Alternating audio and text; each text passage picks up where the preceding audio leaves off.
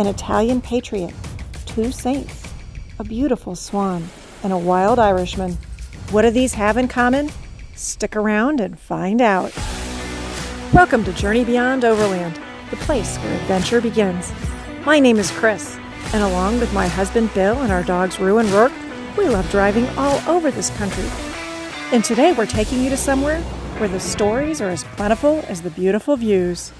But first, we've got to get there. That morning, we'd driven up and over Red Cone. Red Cone is a 6-mile, one-way, level 6 challenging trail. Bill had described this trail to me before we arrived, and I'll tell you the truth, I expected to hate Red Cone. But the fact was, this turned out to be my favorite trail of our entire 2 weeks in Colorado.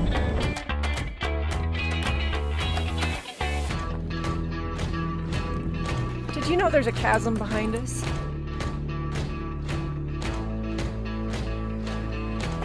If you haven't seen our video on Red Cone, I'd highly encourage you to go back and check that out. After you finish this one, of course. At the end of that video, we left you here at the intersection between Red Cone, Handcart Gulch, and Webster Pass. The sign we saw earlier that morning told us Webster Pass was closed, so we expected to take Handcart Gulch back. But what we found out was it was actually Handcart Gulch that was closed, and so that path north on Webster Pass was our only path forward. As you begin your descent down from the 12,103-foot Webster Pass, you'll notice the occasional stout, sturdy pine tree, standing where perhaps a pine tree just shouldn't be. But as you descend further towards 11,000 feet, those single pine trees have become a vast army. This alpine meadow is the home to the clear, cold, sparkling waters of the Snake River. It doesn't feel much like a river here, though, because it neither rushes nor roars. But it does carve graceful arcs down through the lupines and other wildflowers along the valley floor. Today, this valley is a quiet, serene, and peaceful place where perhaps you'll run into a morning hiker. Good morning. But if you were to explore this valley in the 1880s, you would hear the sound of pickaxes, shovels, and metal tools ringing from the mines littering the valley. In the 1860s, John Cooley discovered silver near here. The small settlement that sprang up near that mine was named after him, until about 1870 when Freemasons renamed it Saint John. And yes, I do mean Saints John, as in 2 of them. This mine in town was named after John the Baptist and John the Evangelist, which makes it pretty darn fitting that this town, it didn't have a saloon. Instead, it had a library.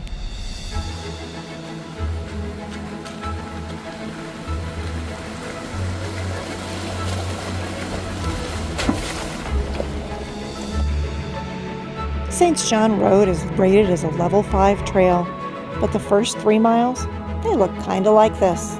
Rocky, a little rough, but no major obstacles.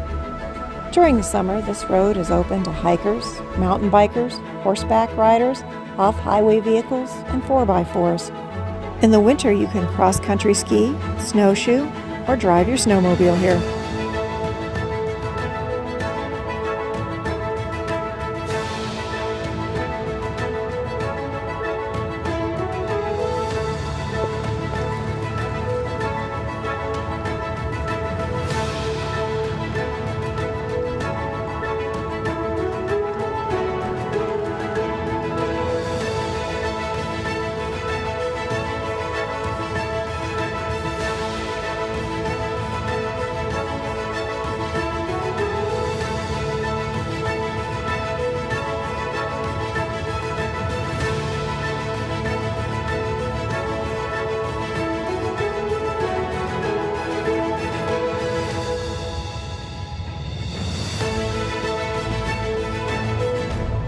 Three miles in, where the trees start to thin, we stop for lunch.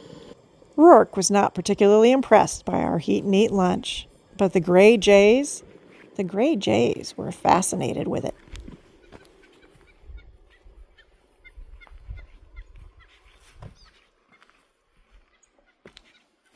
Hi there, bud. What you doing? It's almost like he's interacted with people before and wants something to eat. I think he has. These Gray Jays, they're not just in the right place at the right time. They know exactly where people are likely to stop. Welcome to the ruins near the Wild Irishman Mine. Yeah, somebody was doing something with that one. In the early 1870s, which was just a couple of years after those Freemasons down the valley renamed Colleyville St. John, a retired Irish New York City policeman named Michael Mulhaney discovered silver here. Legend has it that when Mulhaney discovered silver here, he was whooping and hollering for joy so loudly that it caused a flash flood that went down St. John's Creek and wiped out 3 other mining camps. Mulhaney was also well known for wearing his policeman's hat while he was mining. The Wild Irishman Mine reached its peak production in the 1880s and was likely abandoned following the dramatic crash in the value of silver in 1893. The ruins of St. John's are on private property, but this is on national forest land. These old remnants of cabins are partway up the St. John Trail. If you keep your eye out on the trail before you get above the tree line, you can find these. They are not marked as on private property, so there is one small pullout where one vehicle can stop.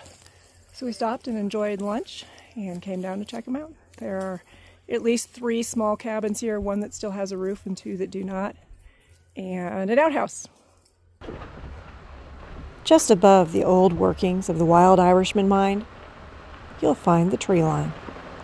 This is where you'll also begin to notice that those rocks on the road, they get larger and looser, and the slopes, they get remarkably steeper.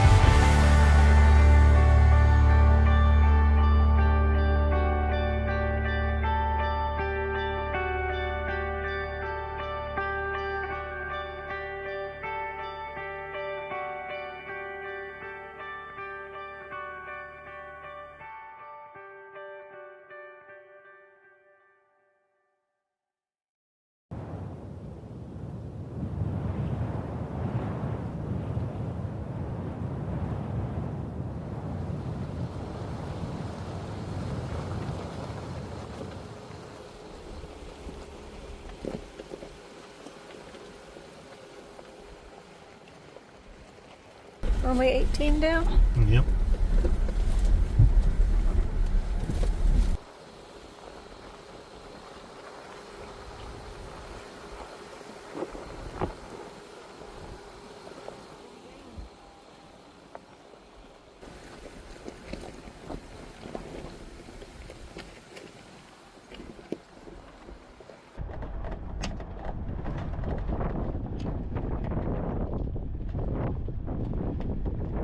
It's about 6.5 miles in on the St. John Road that you'll discover this intersection. A left turn will take you towards Deer Park and the Middle Fork of the Swan, but a right turn will take you towards the North Fork. We turned right.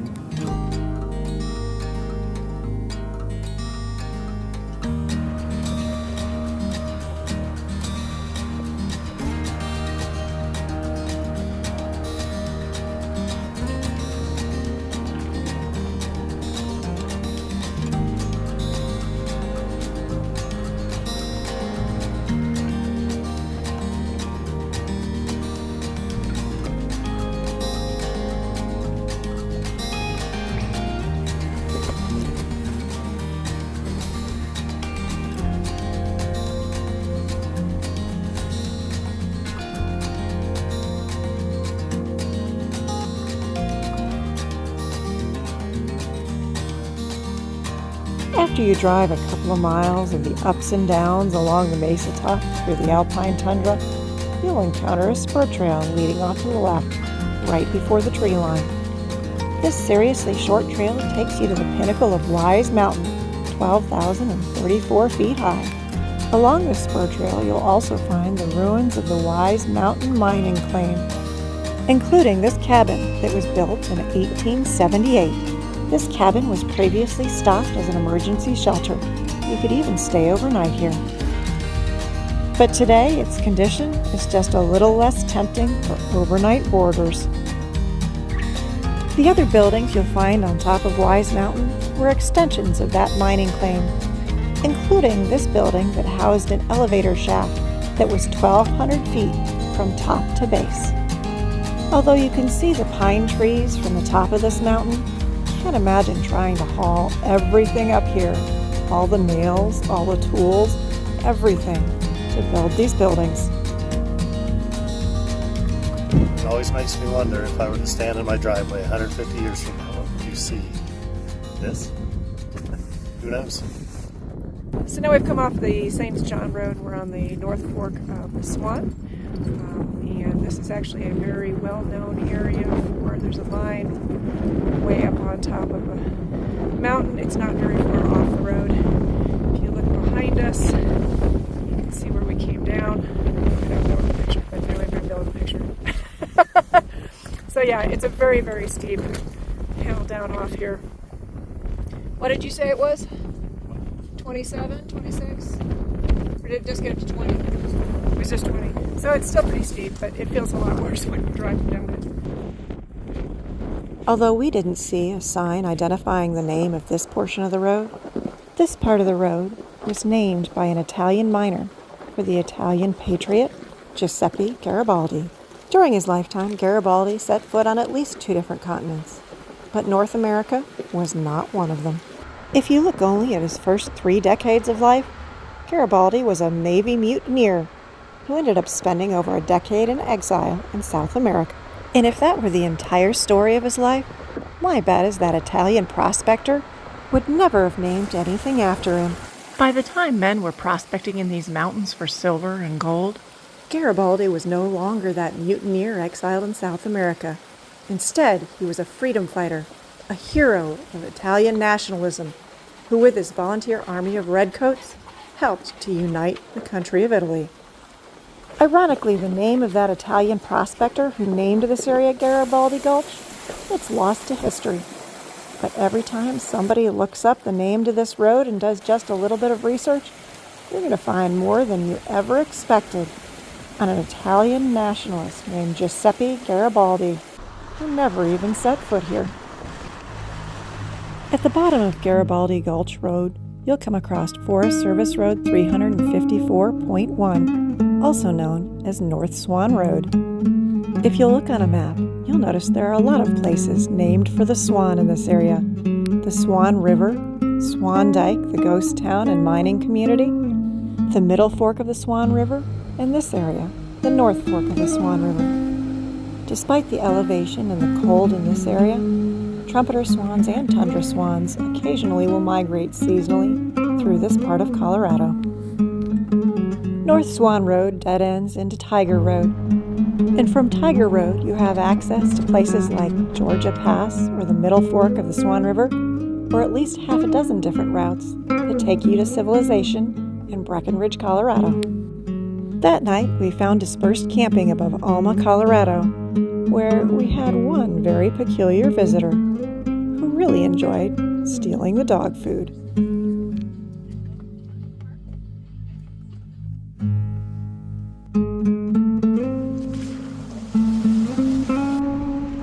On the west side of Alma, Colorado, you'll find an 18-mile stretch of gravel and rock that winds its way almost carelessly up through the alpine tundra until it reaches an elevation of 13,208 feet.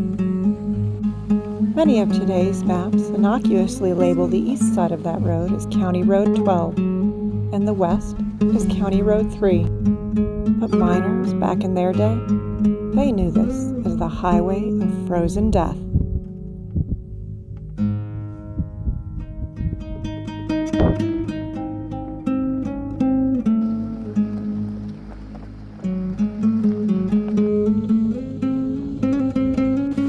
Once you come down the steep western switchbacks from that wind-swept barren plain, you'll discover a huge warren of mining roads just waiting to be explored.